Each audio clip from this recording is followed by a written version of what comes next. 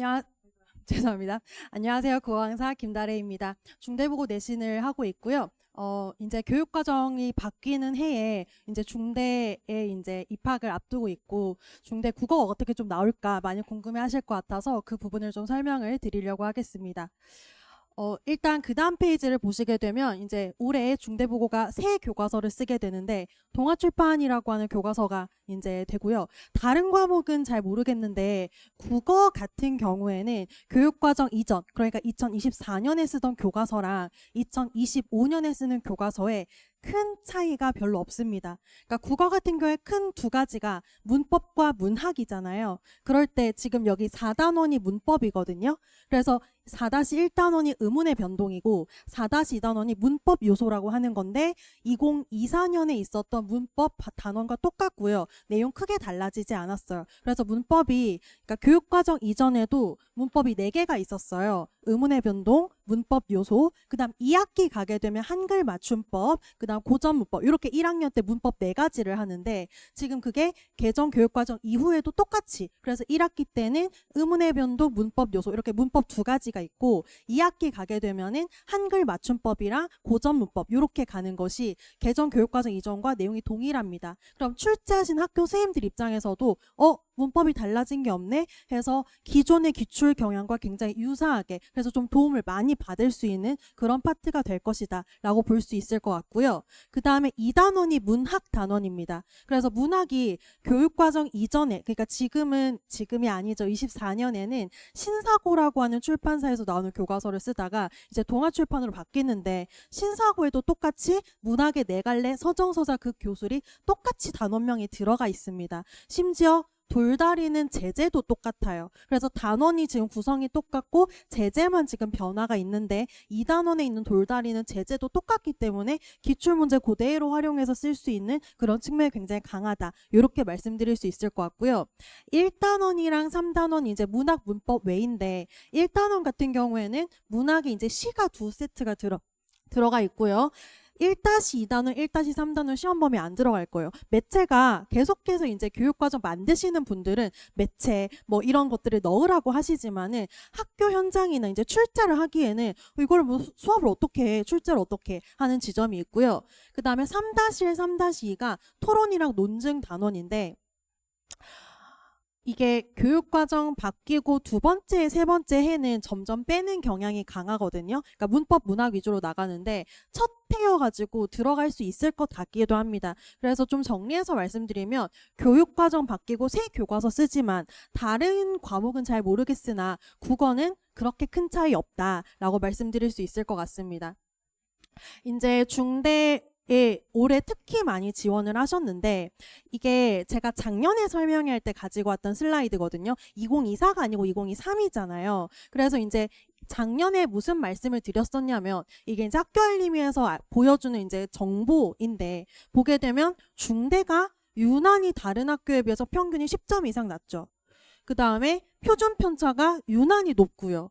그 다음에 A, B, C, D, E에서 A가 지금 A, B 합쳐가지고 휘문이나 숙명 같은 경우에는 지금 73%, 63%, 그러니까 80점대 이상의 상위권 친구들이 굉장히 대다수가 몰려있는 학교임에 비해서 중대 같은 경우에는 A의 8.5%밖에 없고 오히려 D에 지금 20%, DE에 지금 20%, 그래서 좀 점수가 낮은, 성취도가 낮은 친구들이 아무래도 많다 보니 내신 경쟁에 조금 유리하지 않을까라고 그런 고민을 하셔서 아마 지원을 많이 하신 걸로 알고 있다. 그러나 이 안에서 생각보다 박 터지기 때문에 쉽지 않다. 요걸 이제 작년에 말씀드렸던 내용이에요.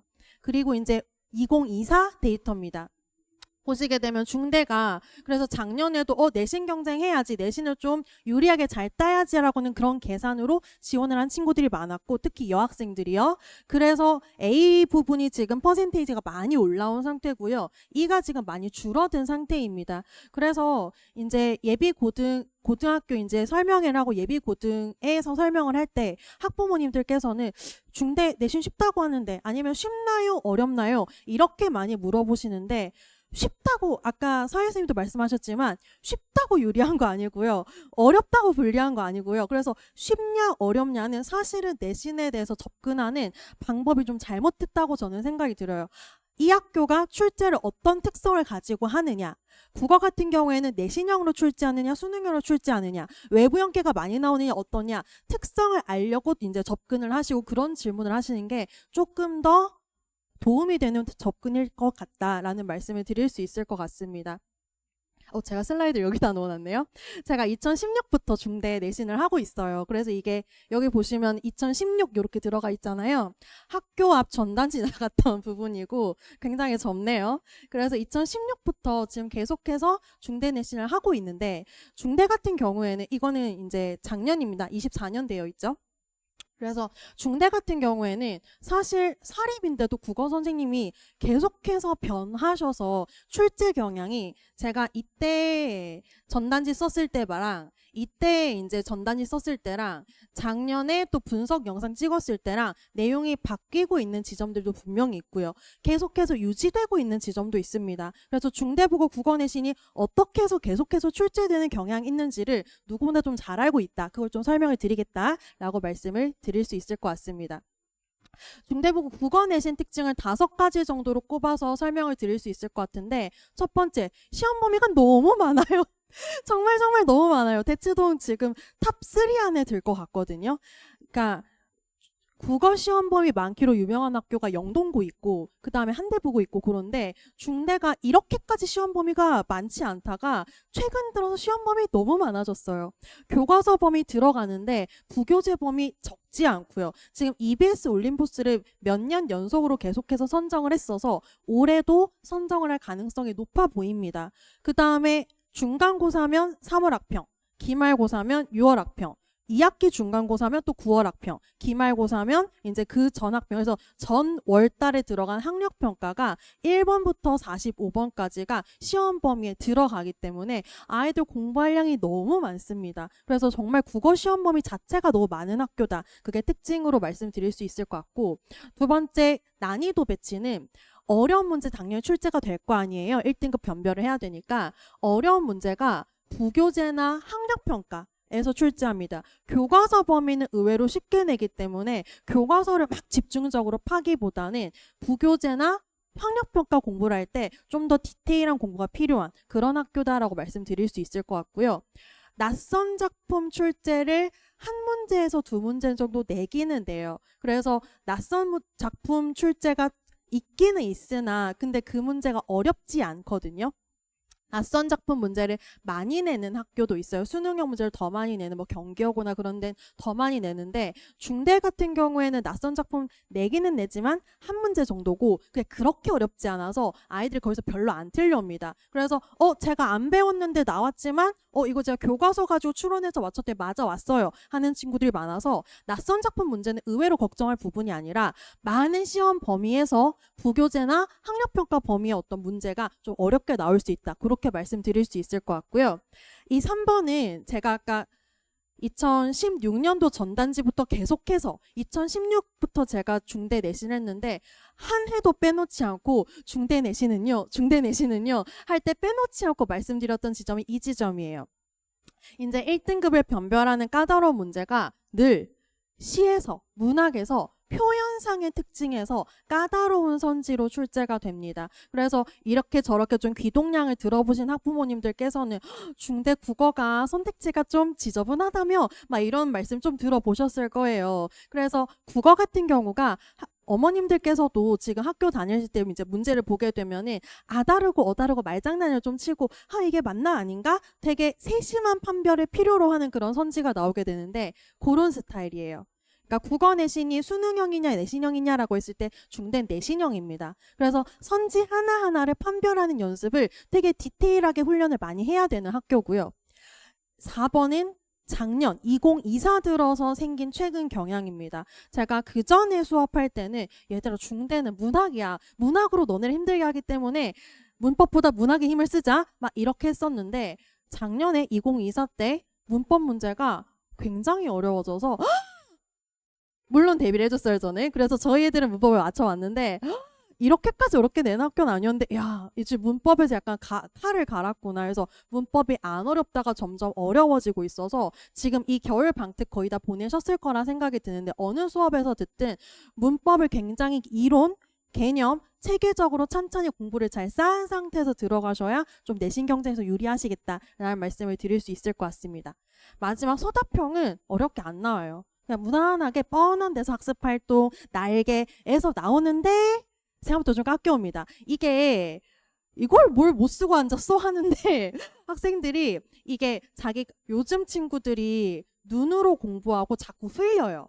그래서 자기가 그래서 안다고 생각해서 내가 암기해서 쓰는 연습이 많이 안 돼 있다 보니까 안다고 생각하고 틀려서 이 부분은 어렵게 나오지 않지만 요즘 아이들 특성상 대비를 꼭 해줘야 되는 부분이다 라고 말씀드릴 수 있을 것 같습니다. 그래서 제가 중대 내신을 대비를 할 때 일단 시험 범위 자체가 많아서 보강이랑 클리닉을 많이 잡을 수밖에 없어요. 그래서 아이들도 울고 저도 울고 얘들아 보강 잡자. 그래서 지금 6시부터 9시 타임인데 한 내신 3주차쯤 가게 되면은 10시에 간다고 생각하셔야 될 것 같아요. 그냥 계속 연락드려서 그냥 중대 내신 10시까지라고 생각해주세요 해서 1시간씩 꼭 수업을 더 하고 5시까지 보내주세요 해서 앞뒤로 계속 수업 붙여서 하거나 뭐 보강을 잡든가 해가지고 최대한 조금 보강이나 클리닉을 많이 잡는 편이고요. 외부 지문이 어렵게도 나오지만 시험 범위 자체가 많기 때문에 학원에서 강사가 해줘야 될 일은 뭐냐면 학습량을 줄여줘야 돼요. 시험 범위 이렇게 많은 학교일수록 그래서 내가 이것만 보면 되지 라고 줄여주는 게 저의 역할이기 때문에 외부 지문 자료 같은 경우에는 요약 자료를 제가 굉장히 충실하게 만들고요. 그 다음에 뭐 모의고사, EBS 각종 어떤 문제 총망라해가지고 충분히 문제 연습할 수 있게 자료를 제공하고 있습니다.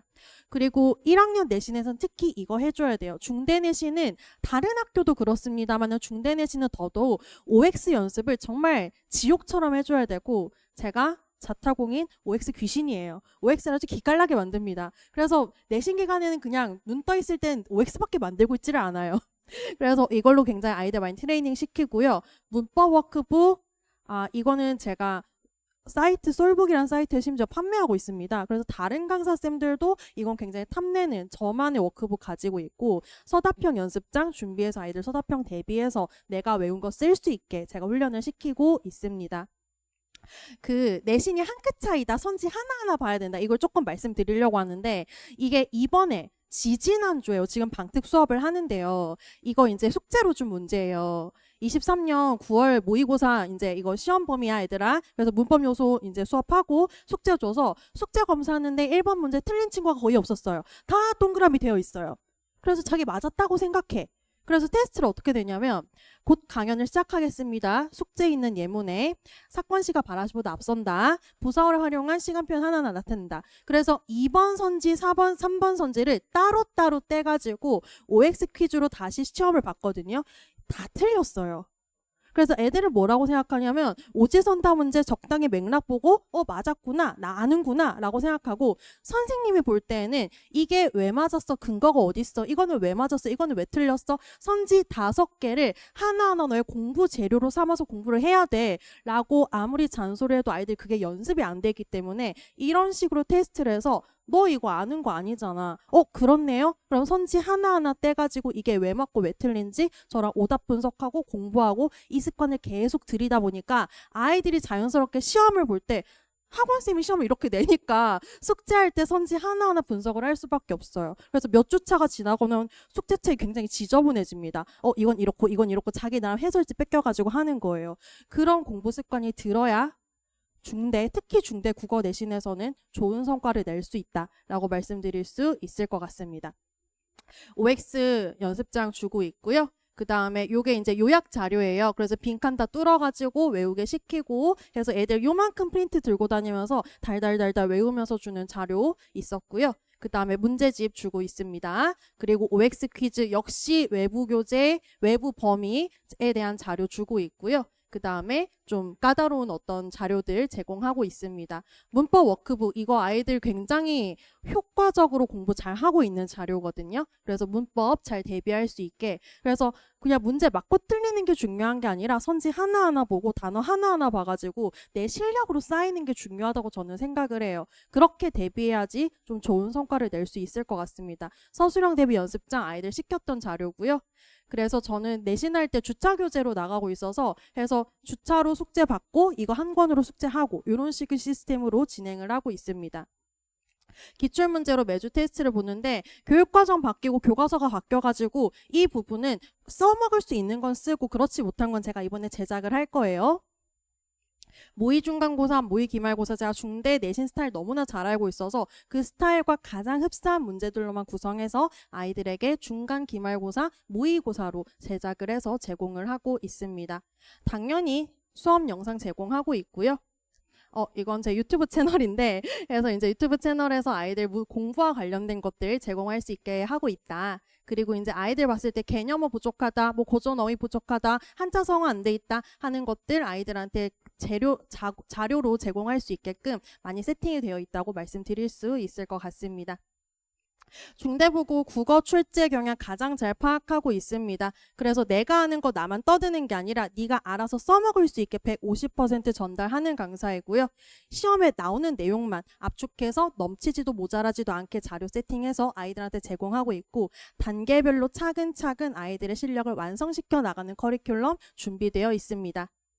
기왕하는 거 제대로 했으면 좋겠습니다. 오늘의 노력이 내일의 자신감으로 돌아옵니다. 유쾌하고 야무지게 가르치는 김다래 강사이고요. 한마디만 더 하고 마무리할 텐데요. 요러고 이제 자료가 끝나고 나면은 제가 뒤에 뭐 붙여놨냐면 2024년 1학기 중간고사 중대국어 기출문제 넣어놨어요. 그래서 이게 사실은 교과서가 바뀌었기 때문에 큰 의미가 있다고 생각하지 않으실 수 있지만 출제 경향 보시는 데는 조금 도움이 될 것 같아서 문제 넣어놨고 뒤에 분석지랑 해설지까지 제가 직접 제작한 거 붙여놨기 때문에 조금 보시고 아이한테 이거 한번 풀어볼래? 하시면 좀 도움이 되실 것 같습니다. 네, 설명 여기서 마무리하겠습니다. 감사합니다.